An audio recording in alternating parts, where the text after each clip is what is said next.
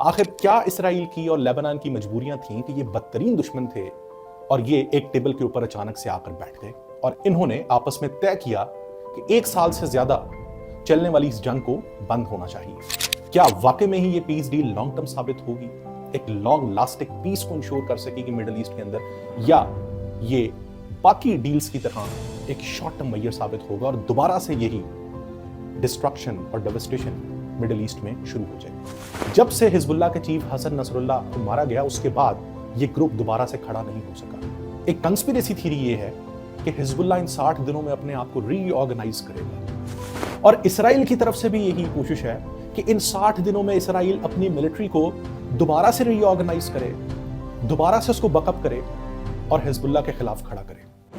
अस्सलाम वालेकुम व्यूअर्स, मेरा नाम अरसलान जाहिद खान है और आप मेरा यूट्यूब चैनल देख रहे हैं। नाजरीन, आज की वीडियो में मैं आपसे इसराइल और लेबनान के दरमियान होने वाली पीस डील के ऊपर बात करूंगा। यह डील 26 नवंबर को साइन हुई और इसमें अमेरिका और फ्रांस का एक कलीदी किरदार है। सबसे पहले तो हम देखेंगे कि इस डील के फीचर्स क्या हैं और फिर हम देखेंगे कि इस मखसूस मौके के ऊपर ही ये डील क्यों साइन की गई। आखिर क्या इसराइल की और लेबनान की मजबूरियां थीं कि ये बदतरीन दुश्मन थे और ये एक टेबल के ऊपर अचानक से आकर बैठ गए और इन्होंने आपस में तय किया कि 1 साल से ज्यादा चलने वाली इस जंग को बंद होना चाहिए। उसके बाद हम देखेंगे कि अमेरिका के इसमें क्या इंटरेस्ट है और अमेरिका इससे कैसे फायदा उठा सकता है।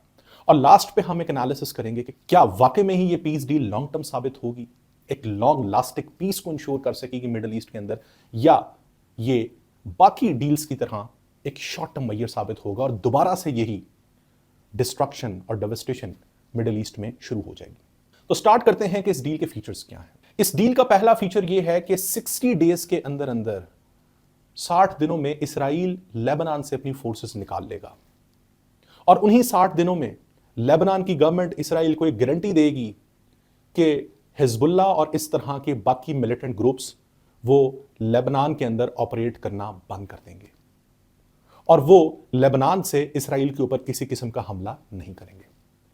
और 60 दिनों के बाद दोनों ममालिक बैठकर ये तय करेंगे कि किस तरह से खित्ते के अंदर लॉन्ग टर्म में पीस इंश्योर की जा सकती है। सवाल ये है, क्या ऐसी मजबूरियां थी कि दोनों ममालिक आमादा हुए इस बात पे कि हमें अब इस जंग को रोकना चाहिए जो अक्टूबर 2023 के बाद से शुरू हुई थी। तो सबसे पहले हम बात करते हैं इसराइल के पर्सपेक्टिव से।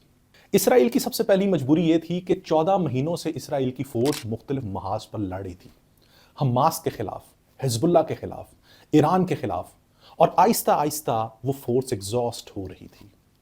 तो एक गवर्नमेंट पे प्रेशर आ रहा था कि हमने किसी ना किसी तरह से इस फोर्स को रिलैक्स करना है और ये इतने लंबे अरसे तक सस्टेन नहीं कर पाएगी, तो हमें किसी एक दुश्मन से पीस को इंश्योर करना चाहिए। दूसरी इसराइल की मजबूरी ये है कि इसराइल में कॉलिशन गवर्नमेंट है जैसे पाकिस्तान में है और मुख्तलिफ पॉलिटिकल पार्टीज ने मिलकर एक हुकूमत बनाई हुई है। इसराइल में जो मेजॉरिटी है उस कॉलिशन गवर्नमेंट की वो अल्ट्रा ऑर्थोडॉक्स ज्यूज हैं जो बहुत ज्यादा मजहबी हैं और इसराइल की गवर्नमेंट ने एक कानून शुरू से बनाया था जिसमें इस ग्रुप को गुंजाइश हासिल थी कि इसको इसराइल मिलिट्री के अंदर सर्व नहीं करना पड़ता था। इनको ये कहा गया था कि आप सिर्फ मजहबी तालीम के ऊपर फोकस करें, रिलीजियस स्टडीज हासिल करें, आपको जरूरत नहीं है इसराइली फोर्स के अंदर सर्व करने की। आप सब जानते होंगे इसराइल में हर शख्स के ऊपर लाजिम है कि वो अपनी जिंदगी में इसराइल मिलिट्री फोर्स के अंदर सर्व करेगा, लेकिन इस ऑर्थोडॉक्स ज्यूज के ग्रुप जो है इनको वो गुंजाइश हासिल थी कि इनको सर्व नहीं करना पड़ता था। अभी रिसेंटली जब ये जंग शुरू हुई, इस जंग में जो सेकुलर ग्रुप्स थे उन्होंने आवाजें उठाना शुरू कर दी कि हमारी मिलिट्री के ऊपर बर्डन पड़ रहा है, तो आप एक कानून बनाएं जिस कानून में आपने जो गुंजाइश पैदा की थी उस अल्ट्रा ऑर्थोडॉक्स रिलीजियस ग्रुप के लिए वो गुंजाइश खत्म करें और इन पे भी लाजिम करें कि ये भी मिलिट्री सर्विस लें और उन जंगों का हिस्सा बने। और उस कॉलिशन गवर्नमेंट को मजबूरन एक नया कानून बनाना पड़ा और उस कानून में उस गुंजाइश को खत्म कर दिया गया। और अब ये हुआ आहिस्ता आहिस्ता कि वही रिलीजियस ग्रुप दोबारा खड़ा हो गया और नेतन्याहू से उन्होंने डिमांड करना शुरू की कि तुम इस कानून को रिवर्स करो और नया कानून बनाओ जिसमें दोबारा से हमें वो एक गुंजाइश लेकर दो, एक फेवर लेके दो कि हमें मिलिट्री सर्विस ज्वाइन ना करनी पड़े और हम अपना सुकून से वो जो रिलीजियस काम है वो करते रहें।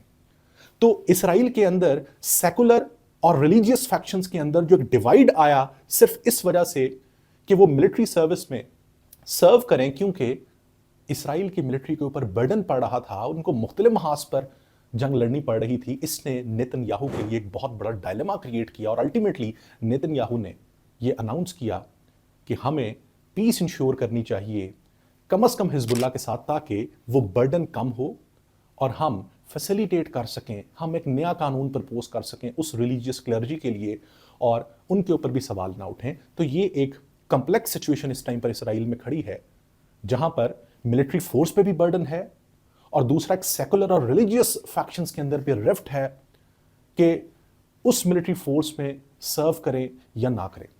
और तीसरी चीज ये, जिस तरह मिलिट्री एग्जॉस्ट हो चुकी है, इसी तरह इसराइल की पॉपुलेशन, आम आवाम भी एग्जॉस्ट हो चुकी है इन जंगों से, और उनका भी एक प्रेशर है नेतन्याहू के ऊपर कि इन जंगों को कम किया जा सके।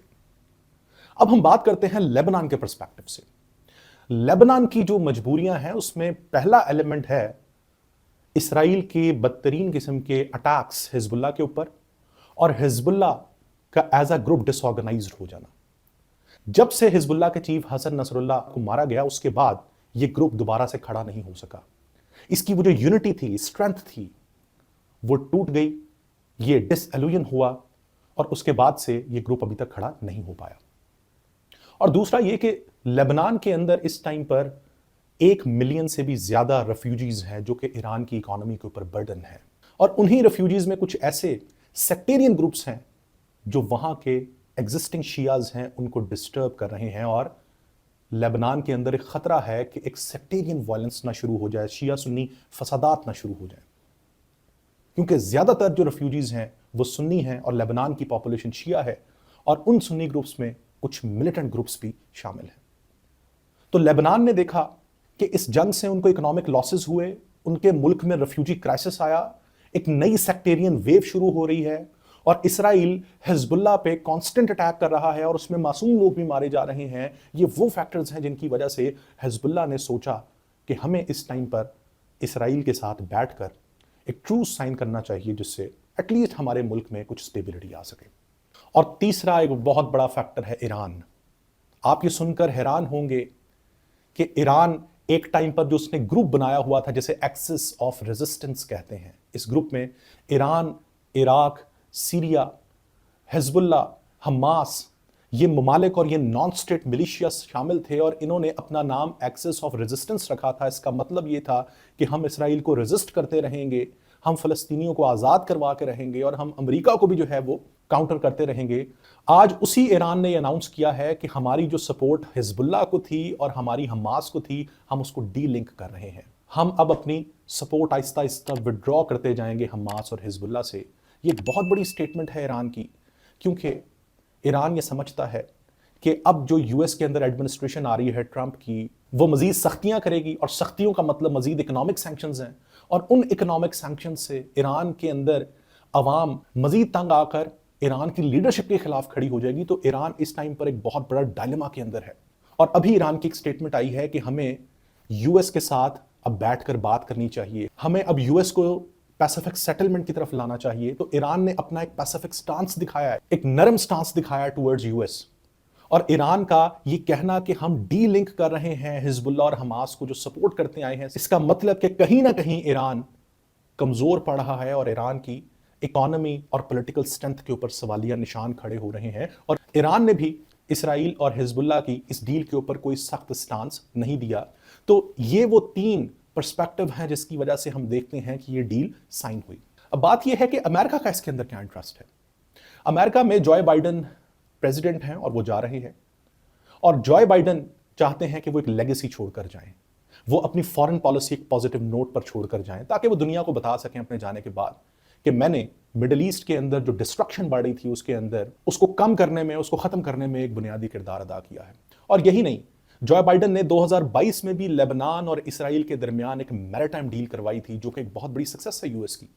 तो जॉय बाइडन एक लेगेसी छोड़ के जाना चाहते हैं, और आने वाले ट्रंप वो अपने लिए बहुत से प्रॉब्लम्स जो कि इंटरनेशनल लेवल पर उनका इंतजार कर रही हैं, उनमें से एक प्रॉब्लम को कम होता देखना चाहते हैं। तो इस टाइम पर यूएस ने इसीलिए इंटरवीन किया और दोनों ममालिक की आपस के अंदर एक डील करवाने की कोशिश की। अब आखिर में हम बात करते हैं कि क्या वाकई ही ये डील लॉन्ग लास्टिंग रहेगी। एक चीज मैं आपको बताता चलूं कि 2006 में भी इसराइल और हिजबुल्लाह के दरमियान इसी किस्म की एक डील हुई थी, और वो United nation security council resolution number 1701 के तहत हुई थी। उसमें भी दोनों पार्टीज को कहा गया था कि आपने एक दूसरे की टेरिटरीज में इंटरवीन नहीं करना, एक दूसरे के ऊपर अटैक्स नहीं करने, और आपने पीसफुली कोएग्जिस्ट करना है। तो किसी हद तक ये फायदा हुआ कि 18 साल किसी किस्म की मेजर डिस्टर्बेंस हमें दोनों ममालिक के दरमियान देखने को नहीं मिली, और उस 2006 की डील के बाद एक लंबे अरसे तक दोनों ममालिक में और ख़ास तौर पे हिजबुल्लाह और इसराइल रिलेशंस में हमें किसी हद तक बेहतरी देखने को मिली। तो क्या 26 नवंबर को होने वाली ये डील ऐसी दूरपा होगी?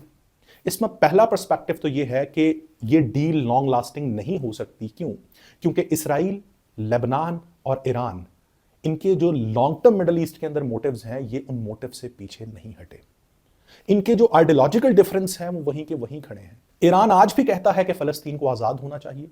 हिजबुल्लाह आज भी कहता है कि हम अपनी आर्म्ड रेजिस्टेंस इसी तरह से जारी रखेंगे अगर इसराइल अपनी एट्रोसिटीज को जारी रखेगा। और इसराइल आज भी अपने आप को एक रियासत क्लेम करता है। तो बुनियादी मसाइल तो वहीं के वहीं हैं।